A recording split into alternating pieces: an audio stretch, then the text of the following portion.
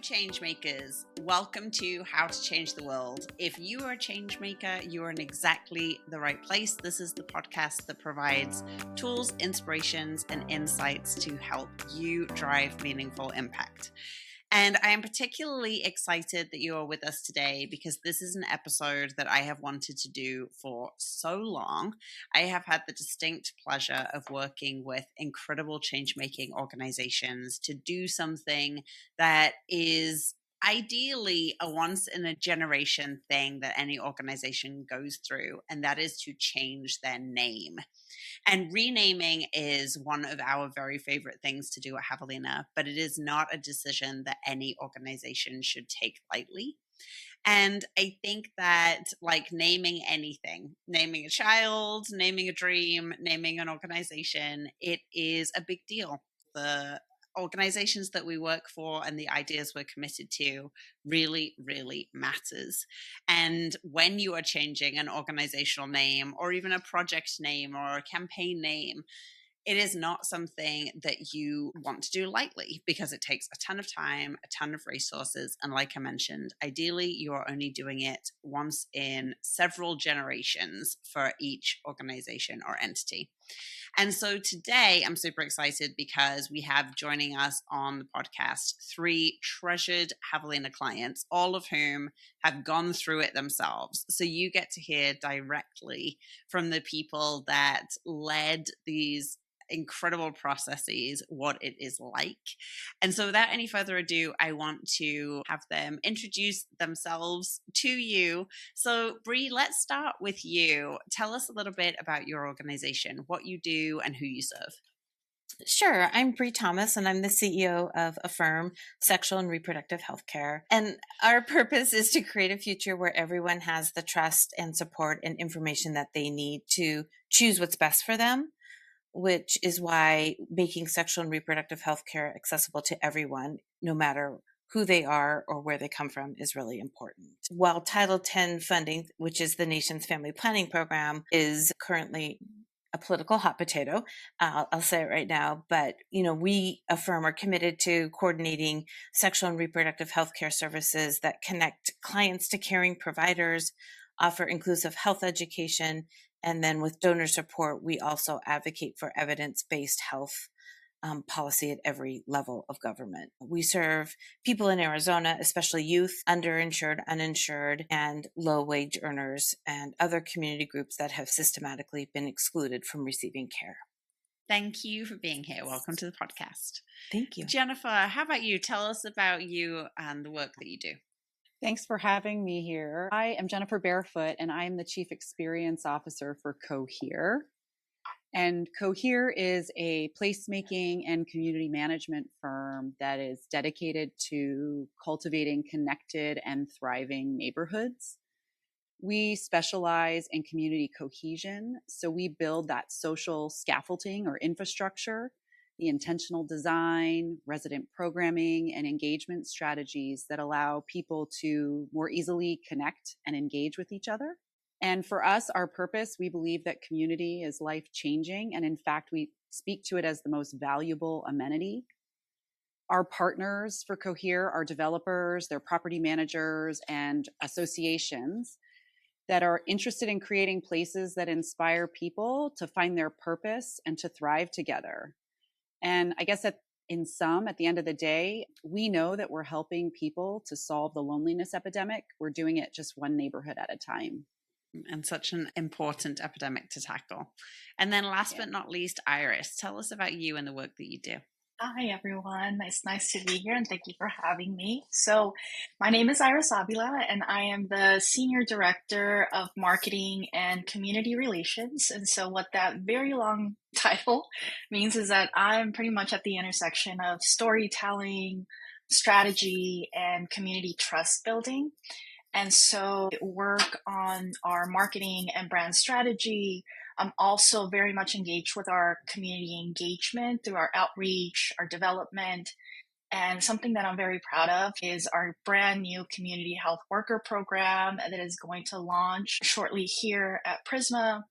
And so at Prisma Community Care, our core services are really primary care, mental health, and sexual health and wellness. And so we historically have served LGBTQIA plus communities, people of color, people living with or affected by HIV. And that definitely remains true. But we also have seen that we have become a safe, affirming, inclusive space for a broader community. Those that are seeking a safe place to access healthcare, those that have typically felt excluded, judged in those healthcare settings. And unfortunately, there are more people than there should be. So happy to be here. Thank you so much. And Iris, let's start with you as we jump into the conversation. Tell us a little bit for you about what prompted the rename, and maybe tell us what Prisma was formerly named, and then what prompted the rename, why that particular moment? Yeah, of course. So Prisma Community Care, we have been around for 35 years. And so we have a long history here in the community. We started out in 1990 as Positively You. And so at that time, the core of our services were to provide a safe space for people that are living with HIV to access care. This was at the height of the HIV/AIDS epidemic. We were really focused on the care and clinical trials. And so over time, and medicine advancements, community changes, our work evolved and we added additional services. So we started providing HIV prevention, case management, mental health support, community support. And so with that, eventually we were renamed to Southwest Center for HIV/AIDS. And by the time that I came on board, which was around 2021, the name had unintentionally become a barrier to access care. So we had patients that would receive an envelope with the logo, the name Southwest Center for HIV/AIDS, or any type of just informational material. And they felt uncomfortable receiving that because it could also be outing a status, right? So we were out in community. And so a lot of what we do, the work that we do, is that one-to-one conversation and community building. And so when we were out in community, we were talking to people about the services that we provide, primary care, mental health, and they were excited about it. But as soon as they heard HIV/AIDS, it was like an immediate, that's not for me. It's not like the place that I need to go to. And so we all know that there is a lot of stigma still associated with HIV/AIDS, and that's something that we definitely address. But we really wanted to expand access to the broader community. We wanted to remove the barrier that the name created for some people to access care. And so this rebrand really came at a time when we were able to just honor that history while also becoming who we already were. And it really has made such a difference. Bree, how about you? What was Affirm known as in a prior life, and then what prompted the change? Well, you said once in a generation, and I think we've done 2 name changes. So we started off as the Arizona Family Planning Council. Then we went to the Arizona Family Health Partnership probably about 20 years ago. And that's when we were that. And, it explains our name. It tells us, kind of who we are, but it's a mouthful. And then you would shorten it to AFHP and then nobody knew what you were. So I think it was kind of bureaucratic. We liked the word partnership, and that was a key part of when we wanted to change our name. That was the piece we wanted to keep, but the rest of it was not as warm or welcoming or inviting, I think, as we wanted to be. And I think Affirm is why we do what we do. It's quick, it's clean. We can also add the sexual and reproductive health piece when we need to for context. But I think it was just really important to get away from that bureaucratic name. Our logo was dated, things were dark. And so I think for us, the name change really lightened and inspired the work that we do. And Jennifer?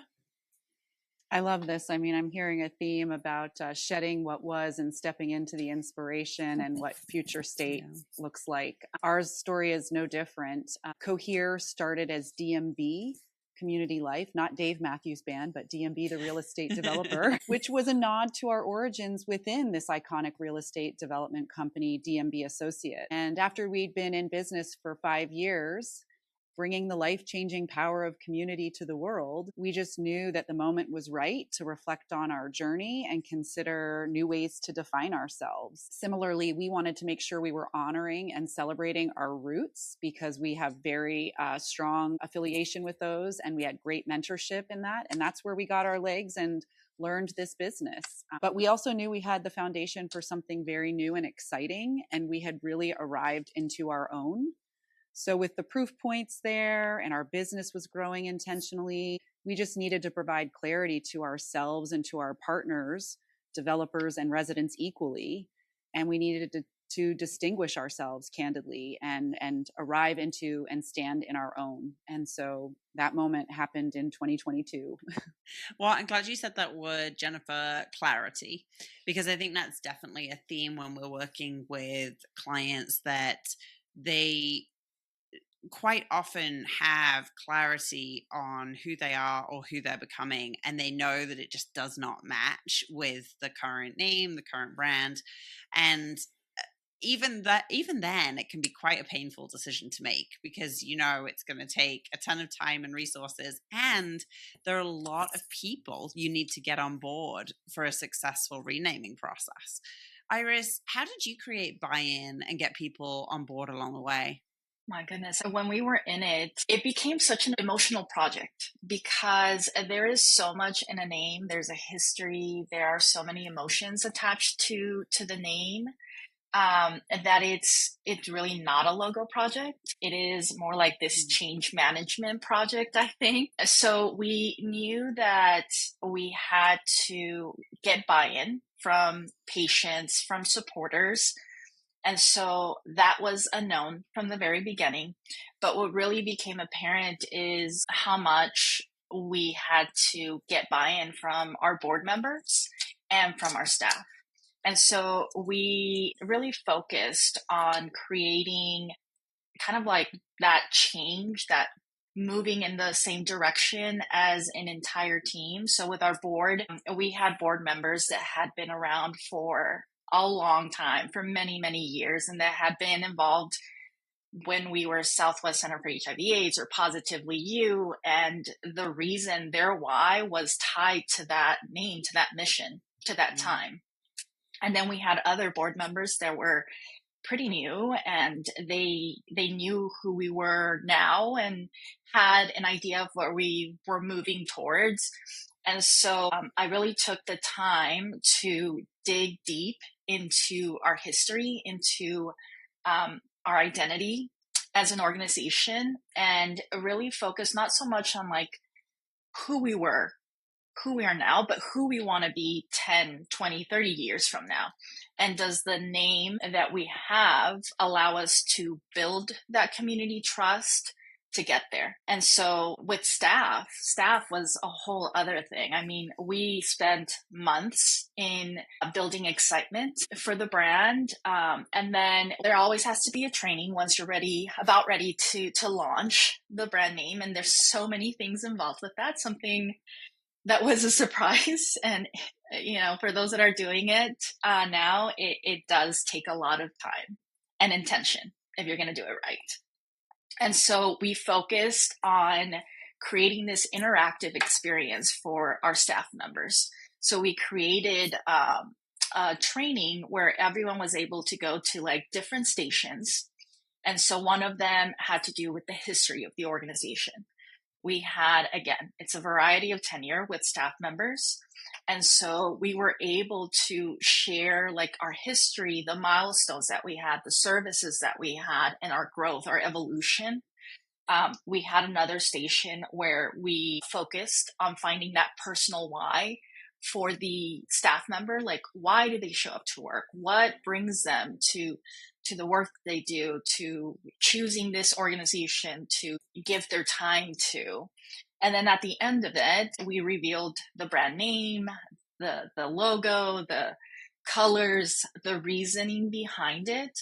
And I think because we had gone through that, the staff member was able to really tie it emotionally to their own personal why.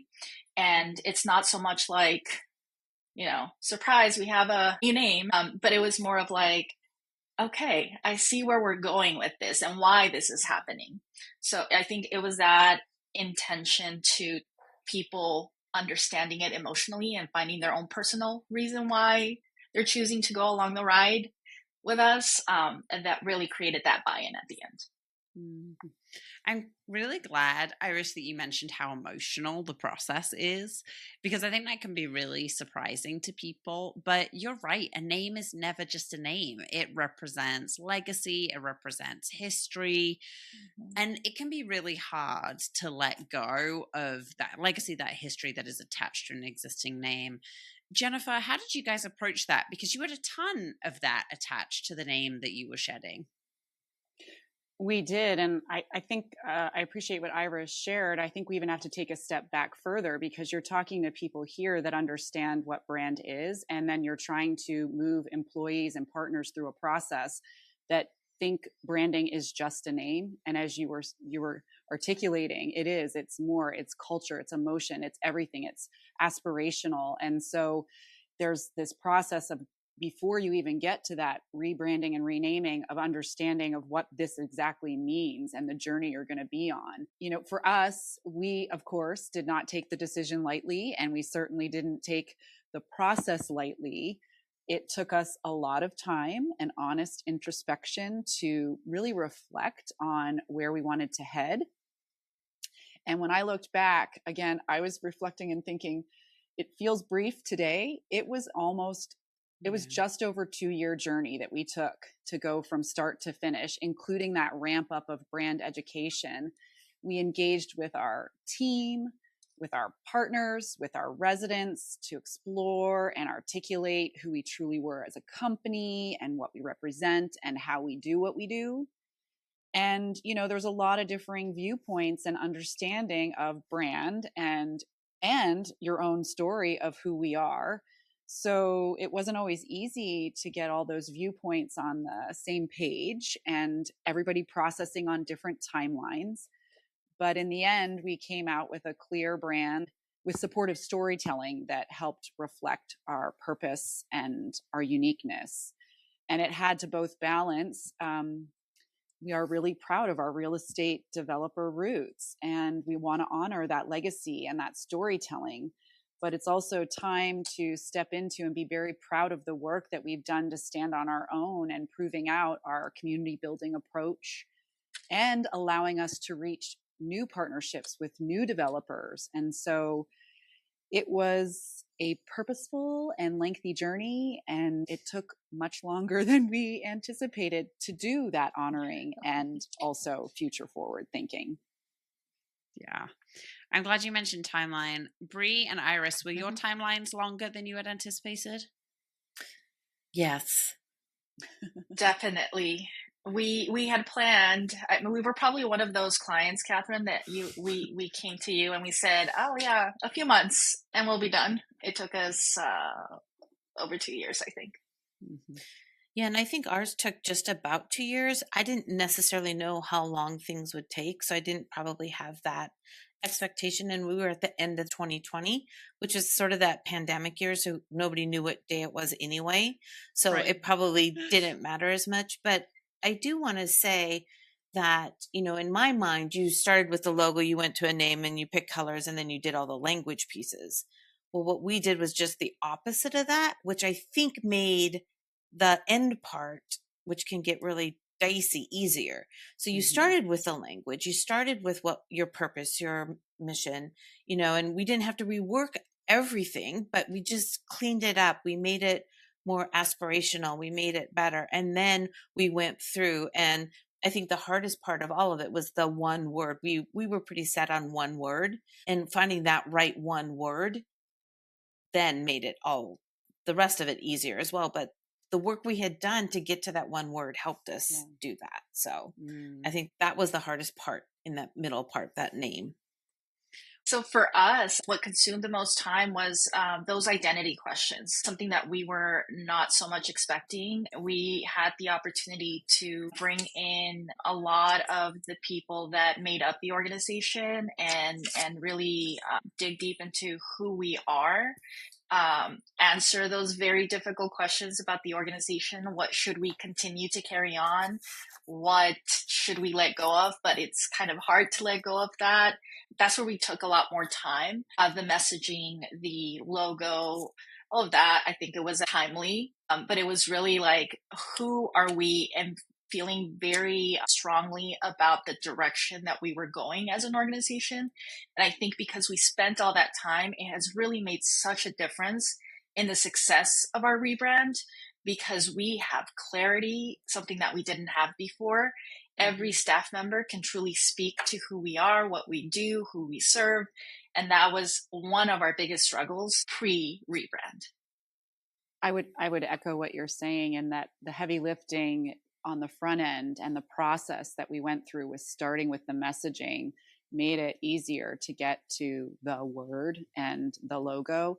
And then when you launch, it's sitting right. It feels right. The acceptance is much more readily there, and the comfort with it is much more readily there, because you've done all this heavy lifting with your team and your partners on the front end. So that process takes longer, but on the flip side, the success is quicker on the after launch. That's true. Yeah. I'm so glad you said that, because I think anyone listening to this is like, oh, 2 years for a rebrand. And I will say it's interesting that you guys also 2 years. In my experience, 2 years is on the higher end, and a lot of that can get tied up in the legal process, and we'll talk about that shortly. But and it's a huge but, you put the time in at the front end to make sure that it's right, so that once you launch it is faster for it to take hold. And that really, really matters. Another thing I'll mention, just to show how the sausage is made, the reason that we do it that way, where we do the words first, is because our philosophy is, if you get incredible clarity about who you are, what you do, who you do it for, and why in words first, then when you get to selecting a name and then doing the logo and the visual identity to match it, what you're doing is you're selecting the visual representation of those words. So you would develop the branding in words first, then visuals. And that might be backwards from how people expect it, but we find that it is much more effective that way. So Bree, let's talk a little bit about that one word you picked, Affirm. So you went from Arizona Family Health Partnership, which is a very descriptive name. It describes your services, what you do, to Affirm, which is really an emotive name. It really describes actually more why you do what you do than what specifically you do. Did you face any resistance or hesitation from partners, stakeholders in having a name like that? No, we didn't. And I'm surprised, because we got resistance when we changed our name to Arizona Family Health Partnership. And that probably some of that was maybe not engaging the founders or the folks that started the organization initially, but it stepped us away from kind of that family planning piece. And I think people feel more connected to Affirm than they ever did to the Arizona Family Health Partnership language. And I think when all of the pieces came together, so the language, the name, the logo, the colors, it just felt right and it felt good. And that identity and name worked for us. Our logo is like a little happy X, which later on I realized, it took me a minute to realize, it's like happy Title 10, you know what I mean? Like, and it's forward movement, and it just fit really well. And the response to it was really, really good. So that made it also very easy to make the switch. There is no better compliment from our point of view, that what we're always shooting for when we get to that last bit and we're sort of presenting the kind of the entire brand. And there's not a big reveal, because we do it so process driven. It's so like little pieces. But when we get to the end, when we're showing either the people we've been working closely with or a wider breadth of your organization, what we're always shooting for is for you guys to say to us, this feels like us. That is the goal. The goal is to take the essence of the organization and turn it into a name and a visual that matches. So let's get into some of those legal logistics because they can really be complicating. Jennifer, talk us a little bit about any of the legal or logistical complications in the process you guys faced and how you overcame them. So I think if there was a logistical wall to hit, we hit it. And if there was a legal hurdle to cross, we had to cross it, which is why, again, our process was a little longer, I think, than most. Yes, we did the heavy lifting on the front end. Yes, we did a collaborative process. There were 4 of us at the time that were ownership of the company and all coming at this from different viewpoints. And we agreed that this was going to be a unanimous decision to move forward. And we all manage different types of the business. So that was one hurdle. But we also had to intentionally and collaboratively unravel from DMB associates. And so that was a really thoughtful process that we did on the front end, right? And so there was some tangles there. Our first round of names, I think there were 6 on the table that came to us, and we had some mixed reactions and feelings from them. And so in partnership with Javelina, decided to go back in and do a round 2.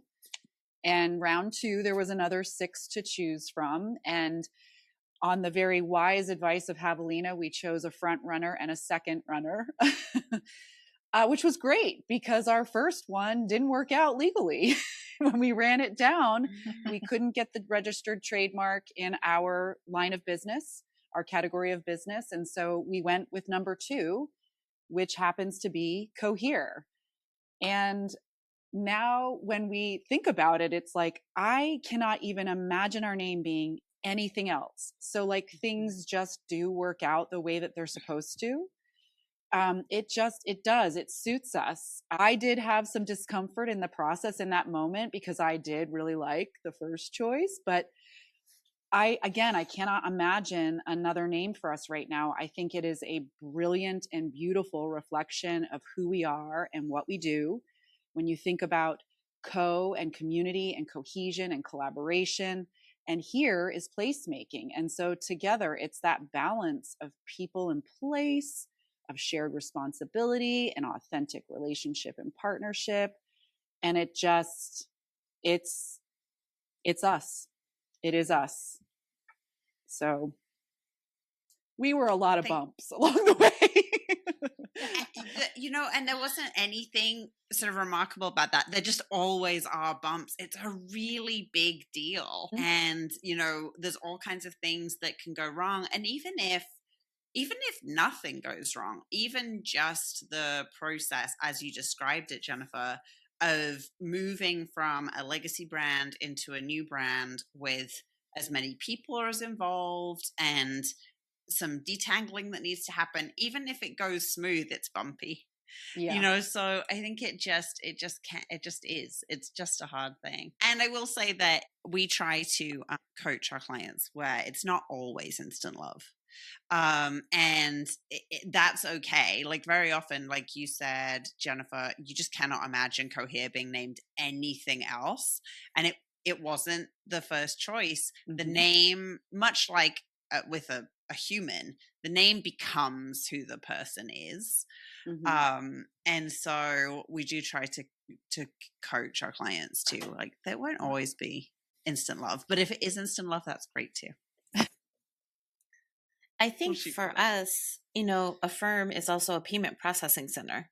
Like you can do, so, I didn't think of that until I went to the business attorney and we started doing the work. But as long as we use sexual and reproductive health, we can trademark it and we're able to use it in this line of business because it's very different than payment company or whatever Affirm is on the other side. And it looks very different. So, at first I had like huge anxiety about it, but once you kind of talk to your business attorney and you work through it, it was absolutely for us the right way to go. But yeah, there can always be a bump.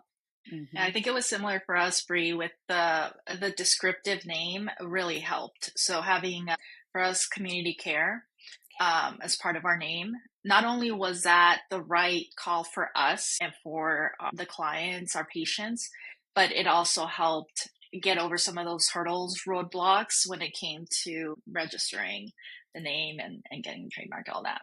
It's a much better way of going than the abbreviation. So, your legal name is Prisma Community Care. That's it's the website. That's how people who are new to you describe you. But people who are really familiar with your services refer to you as Prisma, not Yes. PCC, which, to your point, Bree, an acronym means nothing. And so there is this, obviously there are trends in naming, but something that we are always trying to steer our clients away from is something that's ever going to get abbreviated into initials, particularly with an organization that has the name of its state in the name, because then it's very difficult to distinguish amongst all the other organizations that also have that same state name. In Arizona, it's like A everything, A something, A Arizona something association. So and I think for us, we couldn't get affirm.org because the payment processing company. So we do Affirm AZ for our website or for our handle on Facebook or on LinkedIn. So we were able to adapt, but keep that word that we so identify with as we move forward and make things work. So you just have to be able to adjust and think, oh, well, this is okay. Yeah. We try to warn people that every single name is taken. And so you will have to qualify it in some way. And then it comes down to risk appetite. And that can really vary based on the lawyer that you're working with. And we'll work with 10 different clients that have 10 different lawyers, and they'll get 10 different sets of advice. And so that can be difficult too. And so we really counsel our clients on find legal representation that you trust and whose risk appetite aligns with your risk appetite. And then you have to just sort of trust the process, but never get too attached. You always have to have a plan B. That you do. Yes. In our case, a plan C. When we always have plan B. I was going to say. Yeah. That's a good plug, Bree. Yeah. I love a good emergency contraception joke. Right. Only here. That's right. So, Bree, how did you guys know that your new name was working? So, I think as we've talked about how much work goes into it. And so you're just grinding through the things that you need to do before you can even do the announcement and, doing the staff rollout, and they liked it. Doing the full board rollout, and they liked it. Doing, close partners, and they liked it. And then you put it out into the community. And I would say I learned that it was well received. Like when it all came together, we sent it out, and I got lots of this is great, we love it, all of that. But one of the emails, and like Jennifer, I'd gone back and looked at some of my notes, was inspiring. And I'm like, oh, that really hit, because that was a peer. So I work with Title X colleagues around the country. And for a colleague that does the same work that we do, to say that it was inspiring just really, really worked for us and what we needed to do. And that's when I knew, okay, this is right. I loved it. Everybody really liked it or loved it. And then to hear the feedback from colleagues was really helpful. And I think, again, just to reiterate, that little happenstance of the happy X also just kind of like shows movement and not stale and old and always trying to move forward. So I think those were the pieces that really resonated with me. Iris, how about you? Did you get to a point where you thought, okay, this is achieving what we wanted it to achieve? Yes, it actually happened a lot faster than I had planned for, which is how you know that you made the right call and it was the right time to do a name change, a rebrand. So I think when I started hearing the name just come naturally to people, that we didn't have to like correct. It wasn't like oh no, we're not Southwest Center anymore. It was just an immediate Prisma Community Care, Prisma.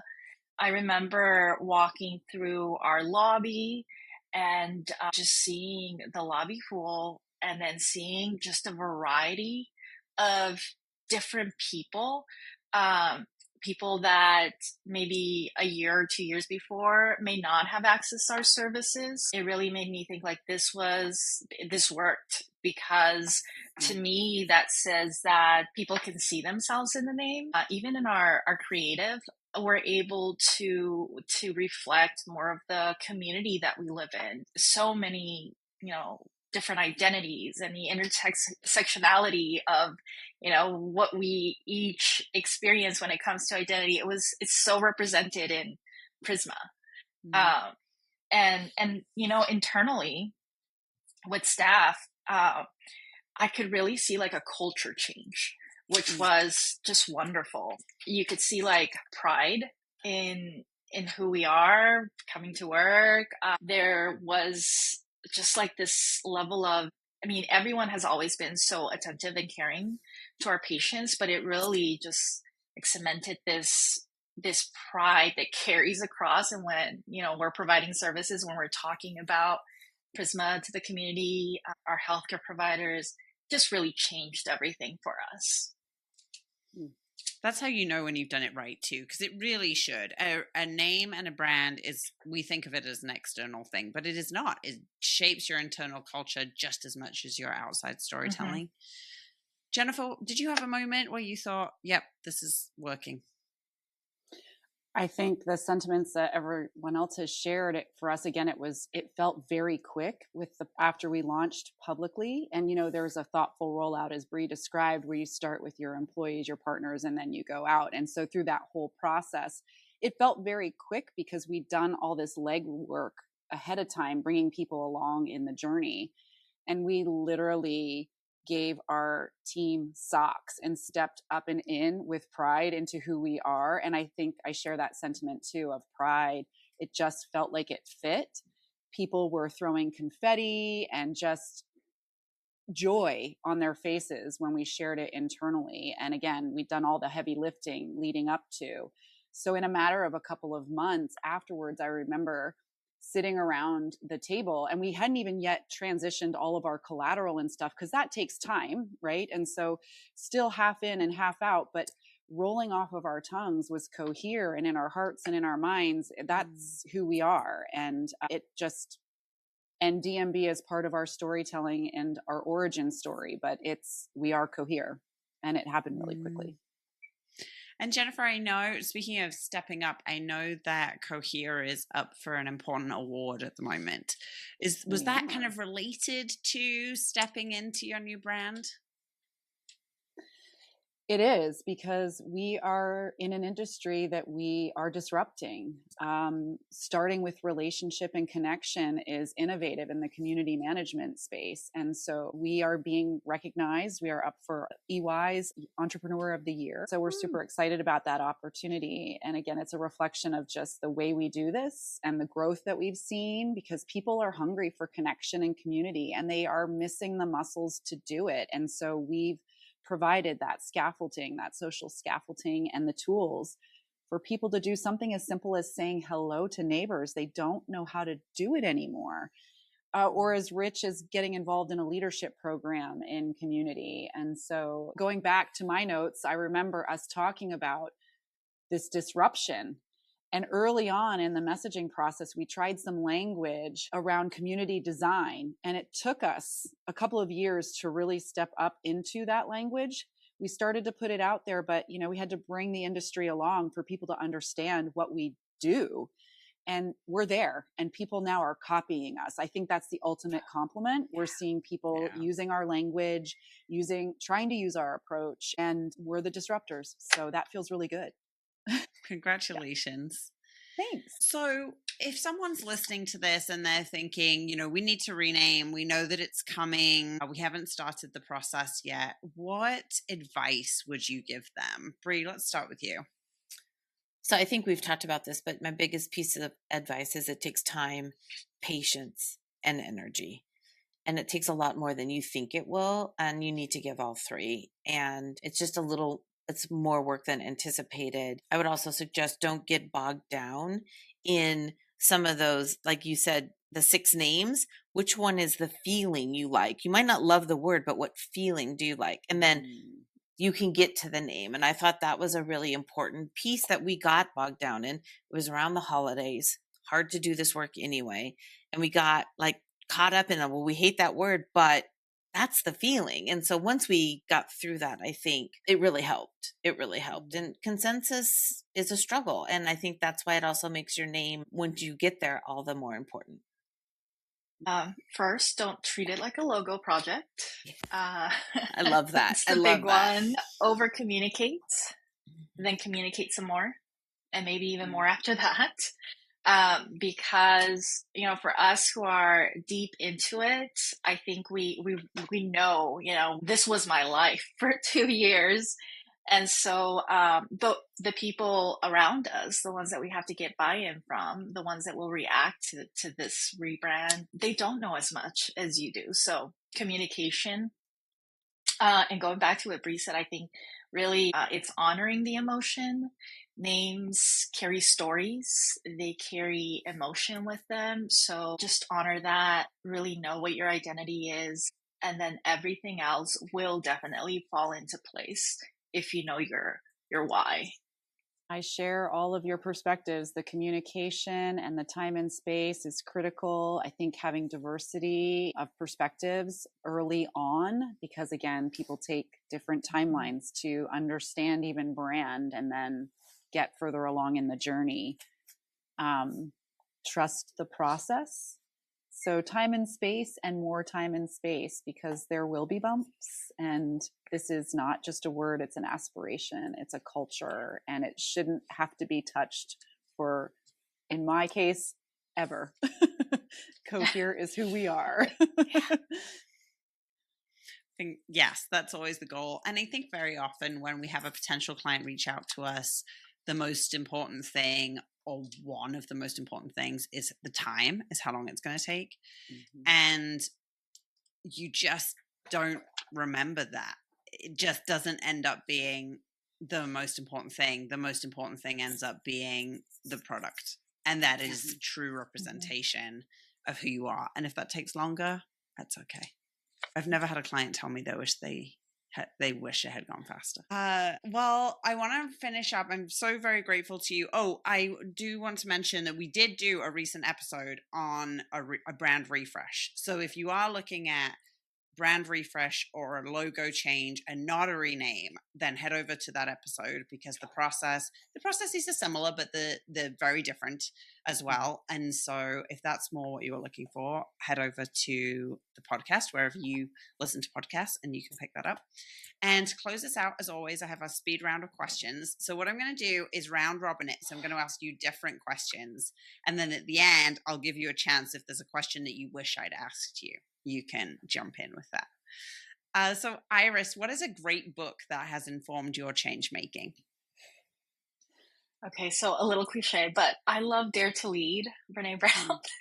It really has reframed leadership for me. It's, you know, vulnerability, trust, courage. So it has made such a difference for me. That's a great one. Bree, who is one change maker that inspires you? Probably cliche as well, but Melinda French Gates. And I would say she understands the profound value of women in society and puts her resources behind that. Jennifer, what is a daily habit that keeps you grounded? Exercise, movement, being in my body, and my preference is to do fitness classes that are in community. So I've taken up the sport of ice hockey, yoga, hikes with friends. I like to do it with people. And then this next one, I'm going to ask all of you, if you had to describe change making in one word, what would it be? Bree? Inspiring. Jennifer? Connection. Iris? Courage. 3 wonderful words from 3 wonderful women. Is there any question that any of you are dying to answer? I would just say the one thing, sorry, I will mention this, I have recently read Management in a Changing World by the Management Center, and we've embraced that as a book that we all enjoy internally so that we all have the same language. So some of the things that ground us are the same things. Some of the how we lead projects are the same. And while I might not maybe agree with everything in there, it's that we still have the same language. And I've found that to be really important with our team and how we are able to move through challenging and politically charged times. Great tip. Great, thank you. Can I also say, Catherine? Yes. I'm reading your book. Yeah. I love it. You have to sign it for me, though. I will. Thank you so much for reading it. I really appreciate that. That's so awesome. kind of you.